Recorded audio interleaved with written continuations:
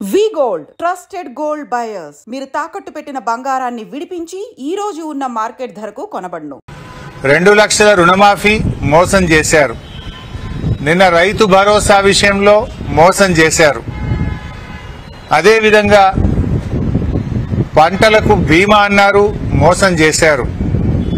మొత్తం వరంగల్ రైతు డిక్లరేషన్ను తుంగలో దొక్కిండ్రు, గాల్లె గలిపింది కాంగ్రెస్ పార్టీ. వరంగల్ రైతు డిక్లరేషన్ లో చెప్పిన ఏ ఒక్క హామీ కూడా ఈరోజు అమలుకు నోచుకోలేదు. అన్ని పంటలకు బోనస్ అని లాస్ట్కు ఒక్క వరికే ఇస్తామన్నారు. ఆ వరిలో సన్నాలకే ఇస్తామన్నారు. ఆ సన్నాలకు కూడా 2 నెలల నుంచి బోనస్ డబ్బులు పడడం లేదు. అటు రైతు బంధు వేయకపోతివి, బ్యాంకులలో పోతే క్రాప్ లోన్లు రాకపాయే, రుణమాఫీ కాకపాయే, ఇయ్యాల్సిన బోనస్ పైసలు కూడా ఇవ్వకపోతే రెండవ పంటకు పెట్టుబడి ఎట్లా? రుణమాఫీ అయితే కొత్తగా క్రాప్ లోన్ ఉన్న దొరుకు, అటు రుణమాఫీ చేయకపోతేవి.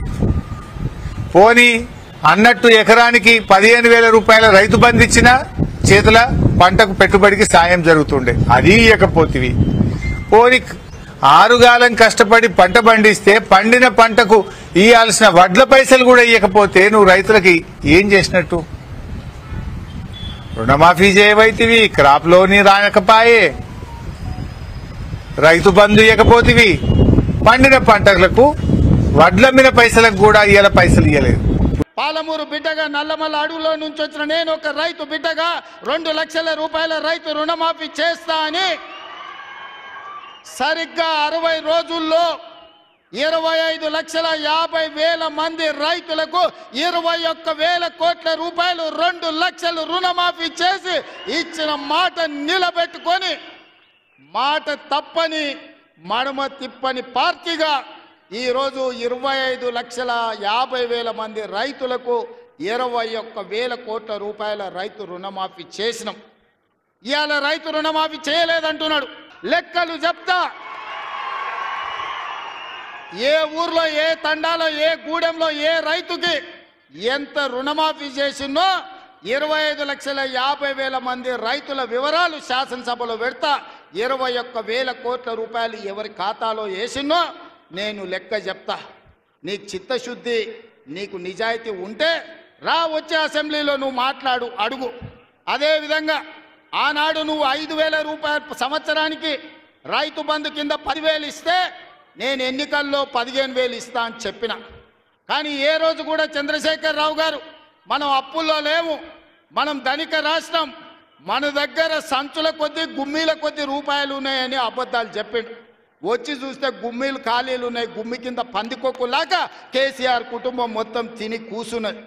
అయినా అధైర్యపడకుండా 15,000 బదులు ఆనాడు నువ్వు ఇచ్చిన 10,000 ఎగ్గొట్టిన 10,000 కాకుండా ఇవాళ 12,000 రూపాయల సంవత్సరానికి రైతులకు ఇవ్వాలని రైతు భరోసా కార్యక్రమాన్ని జనవరి 26 తారీఖు నాడు ప్రారంభించుకున్నాం. మార్చి 31 లోపల ప్రతి ఎకరాకు వ్యవసాయ యోగ్యమైన భూమికి ఎకరాకు 6,000 చొప్పున మీ ఖాతాలో వేసే పూచి నాది అని నేను ఈ వేదిక మీద నుంచి చెప్పదలుచుకున్నా. ఆయన అంటుండు ఎగ్గొడతారని. నేను నీలాక మాట చెప్పి ఎగ్గొట్టేటోని కాదు. దళితులకు 3 ఎకరాలని ఎగ్గొట్టినావు, దళిత ముఖ్యమంత్రి అని ఎగ్గొట్టినావు, డబల్ బెడ్రూమ్ ఇండ్లు అని ఎగ్గొట్టినావు. ఇట్లా చెప్పుకుంటూ వెళ్తే 100 మాటలు ఇచ్చి ఎగ్గొట్టిన చరిత్ర నీది, పంగనామాలు పెట్టిన చరిత్ర నీది. చంద్రశేఖర్ రావు 10 ఏళ్ళు పరిపాలన చేసి ప్రజల దగ్గరకు పోతే డిసెంబర్లో అధికారం కోల్పోయినావు, జూన్లో డిపాజిట్లు కోల్పోయినావు పార్లమెంట్లో. ఇప్పుడు మెదడు కూడా కోల్పోయినట్టే ఉన్నాడు ఆయన, పెద్ద మంచి ఫామ్ హౌస్లో పండుకొని. డిసెంబర్లో ఆయన అన్నీ చెప్పిండు. ఆయన గుడిలు దర్గాలకు దస్తీలు కప్పిండు, గుడిలకు పోయి దండాలు పెట్టిండు.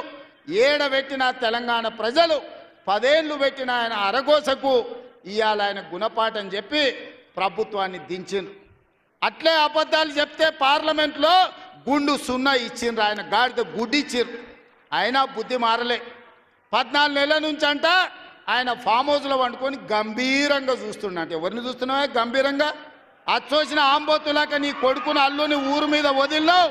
మైసమ్మ మనేంది జాంగీర్పీర్ల దర్గాకు వదిలిన మేకపోతులాక ఊరు మీద పడి మేస్తా ఉన్నారు నీ కొడుకు నీ అల్లుడు.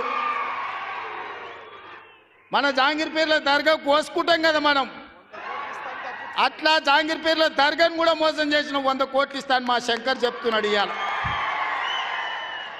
రాజన్న సిరిసిల్ల ఆలయానికి 100 కోట్లు ఇస్తాను, ఆ దేవుణ్ణి మోసం చేసినాం. ఈడ దర్గాను మోసం చేసినాం. పాలమూరులో ప్రాజెక్టులు కడతా అని, పాలమూరు రంగారెడ్డి ఎత్తిపోతలు పూర్తి చేస్తా అని, కల్వకుర్తి